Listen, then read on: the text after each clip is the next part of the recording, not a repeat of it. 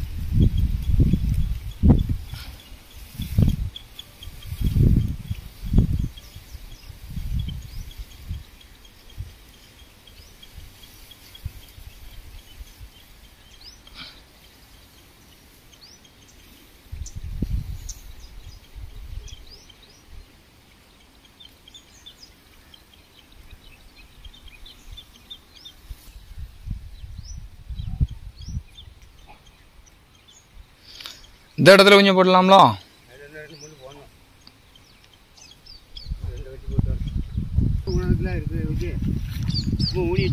எந்த வெண்டை விதையா? அங்கேயும் எங்கேயும் போய் ஓடி ஓடி ஆய முடியுமா?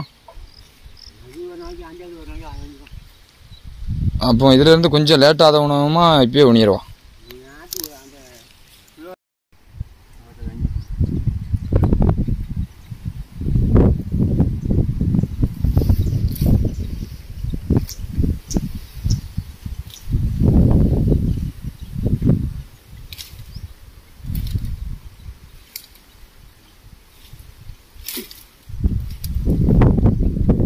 அந்த கொப்பையும் வெட்டி விடு.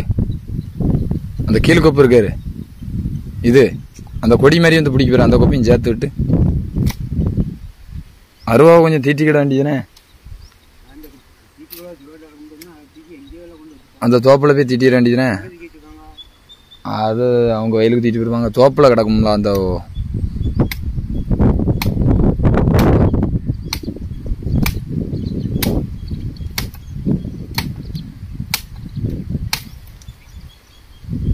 இப்போயிலும் வந்துடும்.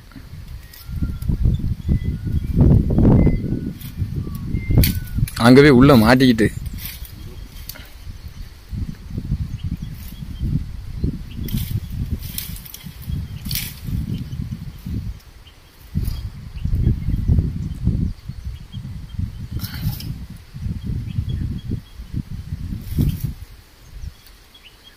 ஆடு மாடு வராமல் இருக்க கருவமுள்ள வெட்டி வேலி அடைக்கும்.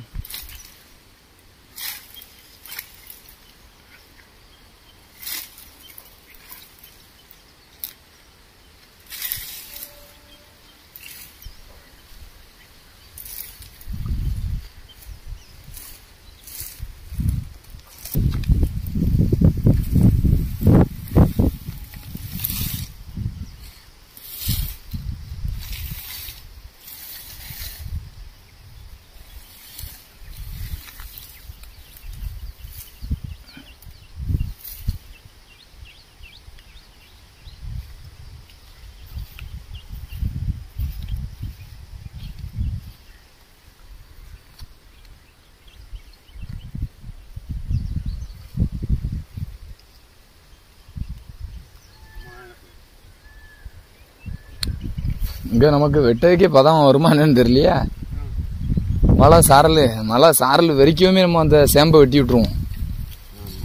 ஒரு ராஜிட்ட இருக்கு, கட்டம் பிடிச்சிட்டு வரேன். வாழை யாருதான் ஒரு ஆள் கிடைச்சாங்கன்னா கூட்டு போய் வெட்டிடு. யாரு கிட்டதாத்தாவா?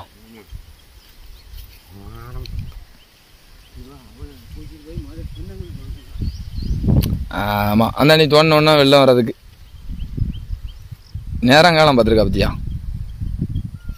அப்படியே தை மாதத்துக்கு மேலே அதை வச்சோம்னா வெள்ளம் போன பிறகு வைக்கணும். எங்கே மேலே நம்ம வயலில் ஆமாம் அந்த தொண்டு மாதிரி தெரியுதுல்ல, அது வரைக்கும் சும்மா ஒரு 2 முள்ளை போட்டு